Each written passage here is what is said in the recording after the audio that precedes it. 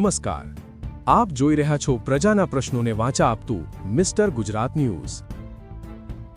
યાત્રાધામ બેચરાજીમાં બેચરાજી નગરપાલિકા દ્વારા આયોજિત સ્વદેશી મેળો શોપિંગ ફેસ્ટિવલ 2026માં સુરક્ષા વ્યવસ્થાને લઈને ગંભીર સવાલો ઊભા થયા છે।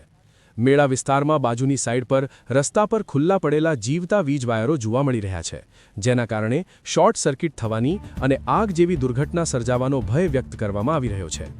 મેળામાં મોટી સંખ્યામાં લોકો ખરીદી કરવા આવી રહ્યા છે, છતાં આગ જેવી પરિસ્થિતિમાં ઉપયોગી બને તેવી ફાયર સેફટી વ્યવસ્થા જેમ કે ફાયર બોટલ અથવા અન્ય સુરક્ષા સાધનો પણ સ્થળ પર નજરે પડતા નથી।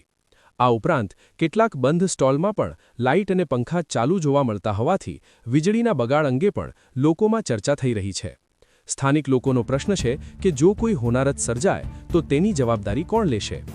લોકો દ્વારા નગરપાલિકા તંત્રને અપીલ કરવામાં આવી રહી છે કે તાત્કાલિક સુરક્ષા વ્યવસ્થા મજબૂત કરવામાં આવે અને સંભવિત અકસ્માતોને અટકાવવા જરૂરી પગલાં લેવામાં આવે।